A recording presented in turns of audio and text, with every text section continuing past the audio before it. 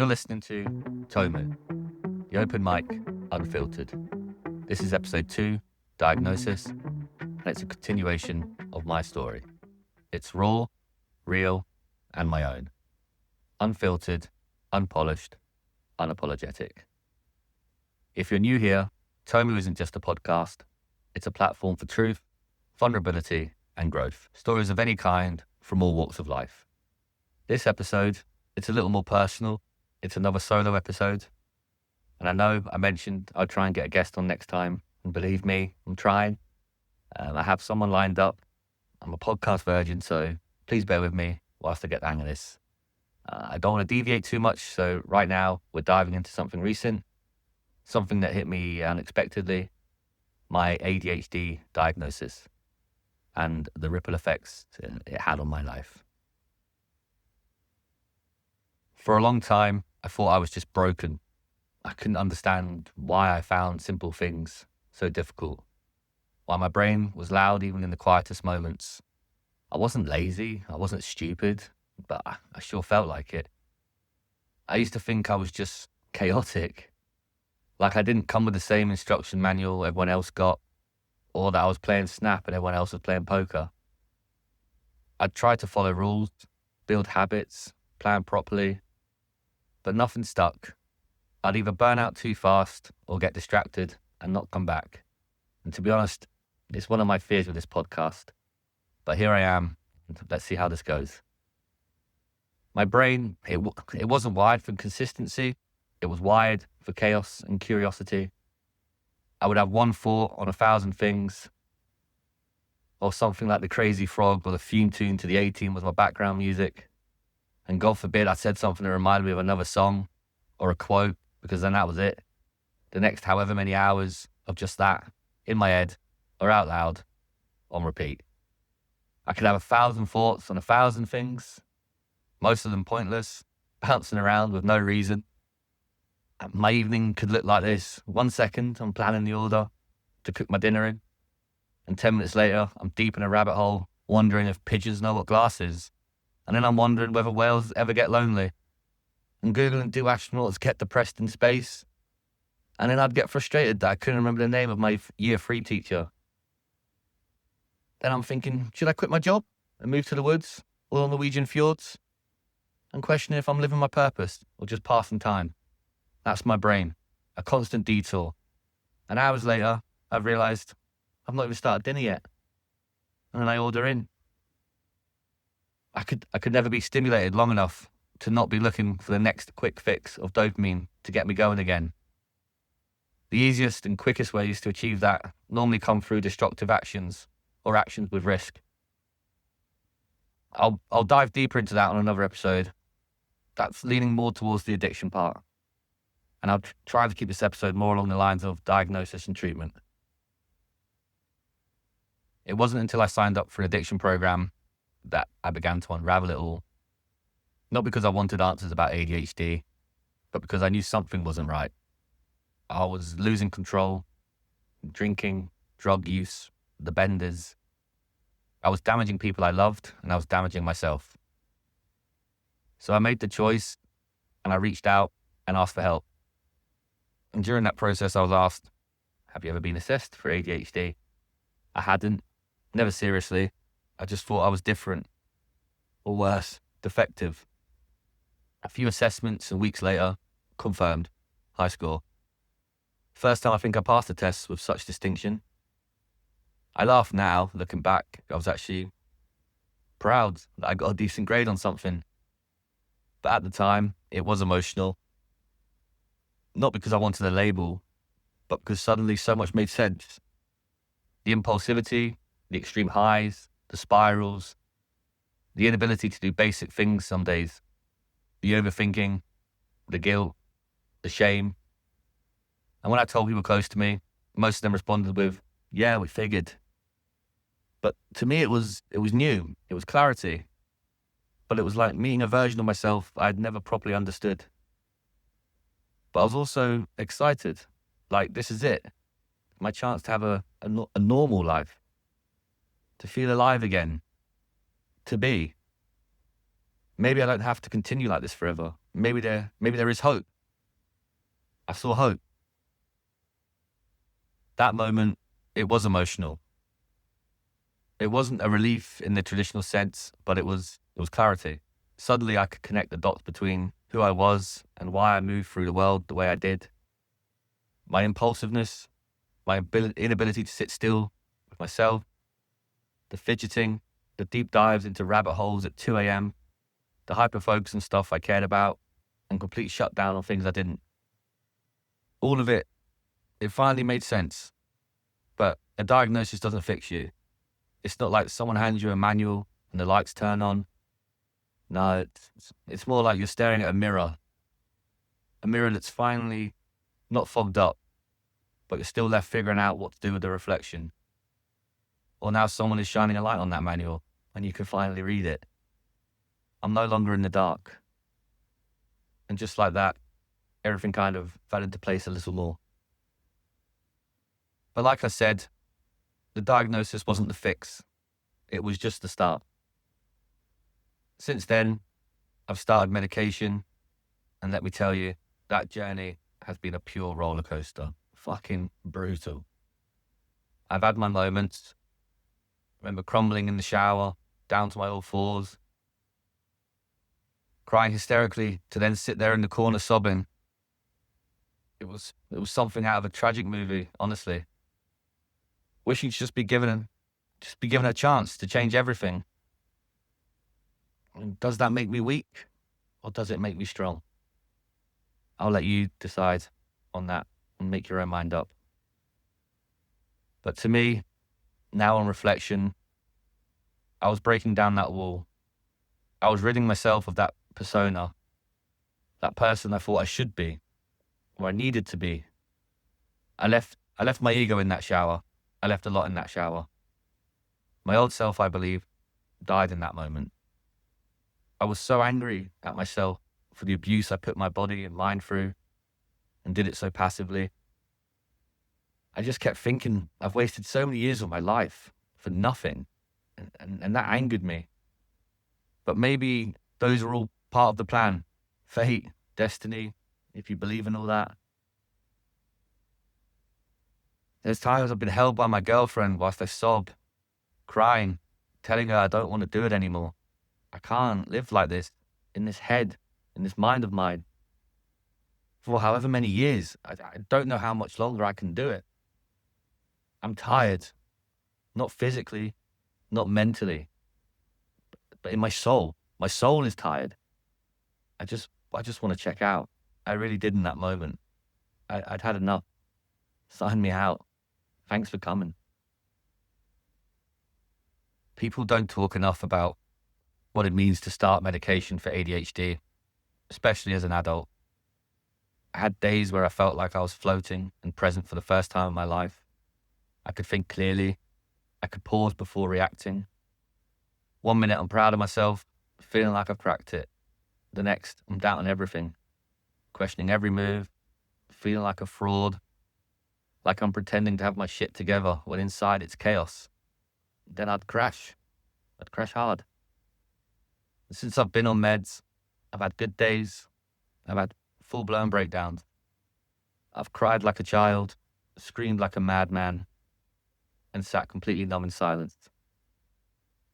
This hasn't been a linear journey. I had days where I'd lie on my bed or sofa, shaking and crying, feeling like I'd lost myself entirely. I'd snap at people I love. I'd feel numb. I'd feel flat.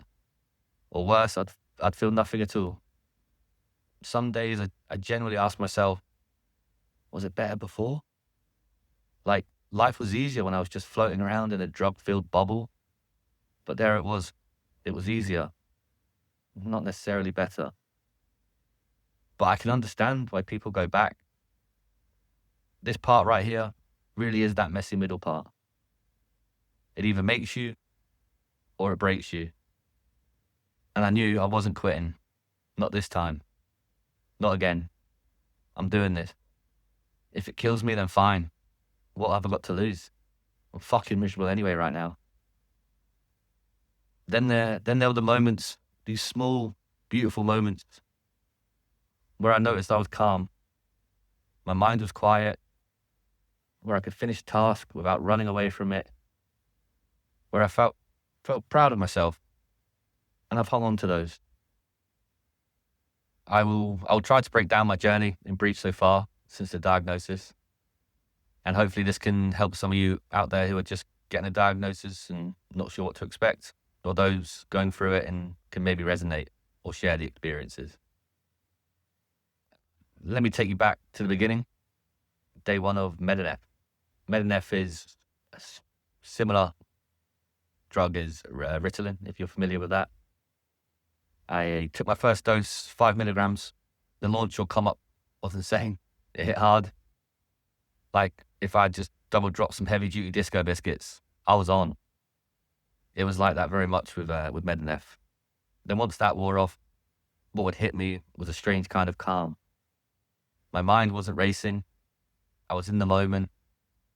I remember saying to myself, is this what other people feel like all the time? I could actually talk to someone and stay with the conversation. But it wore off quick, and then came the sweat and the wondering, is this normal? And I'm like, wait a minute. Don't go, mate. Stay. This feels good. I was then counting down the minutes until the next dose, like the addict I am, was. I am an addict. Fuck it. I said it. I have an addictive personality. That's how I'm wired. But I'm owning it, I'm recognizing it, and I'm trying to do something about it. By day 4, I doubled the dose, 10 milligram in the morning, and another one later. It worked, sort of. My focus returned. I could hold conversations. But it was like riding waves, moments of clarity, followed by crashes that left me overheated, anxious, and in pain. I'd sit there wondering why my face was burning at night. It wasn't just about the medication. It was my life trying to mold around it. I was still smoking, trying to eat right, all of it. And each of those variables had an effect. It felt like I'd gone from planning my days around my joints to now planning my days around my fucking meds. One out, another one in. And by day 7, I was journaling things like eyes blurry, chaotic mind, felt like going crazy. You think meds will make life easier. Sometimes they do, but often they just shine a brighter light on the mess you were trying to ignore. I did ask myself, this is madness. They've given someone who's come to a drugs and alcohol program for help on addiction and substance abuse. And their answer is to give me something that makes me feel like I've just smashed some MDMA. The logic, to me, was slightly backwards. And then moving forward, I tried so many dose combos, 15 in the morning, 15 later, 5 in the evening. And then I tried splitting the day into 4 little doses to mimic slow release. And sometimes it helped, sometimes it made things worse. I'd go from deep clarity in the morning to sobbing on my bathroom floor in the evening. Honestly, I felt like Willy fucking Wonka trying to figure out the recipe to that perfectly lickable wallpaper. And then by day 30, I had one of my lowest moments. Mid-shower, on my knees, crying. I remember apologizing to myself over and over again. I'm not even sure what for entirely. I think I was apologizing for allowing myself to do what I've done to myself. Apologizing to myself for hurting me, for hurting those I care about, and for hurting others. I just had this deep tiredness in my body, like I said, in my soul. But it wasn't all bad. There were days I cleaned the whole flat, days I didn't think about smoking, days where I noticed I actually wanted to talk to someone and stayed present for the full conversation. This phase, it taught me what ADHD really is. Not just distraction or hyperactivity, but this battle between energy and emotion. Your brain constantly pushing and pulling, and the medication, it just tries to referee the match. After 50 days, I switched to Elvance, which is pro-drug, slow release. The Medinef, it was too much. The highs were too high and the lows were too low. 50 days of pure hell, mate. Honestly, it nearly killed me. At times, I felt like I was genuinely going insane. I never knew what the day was going to bring.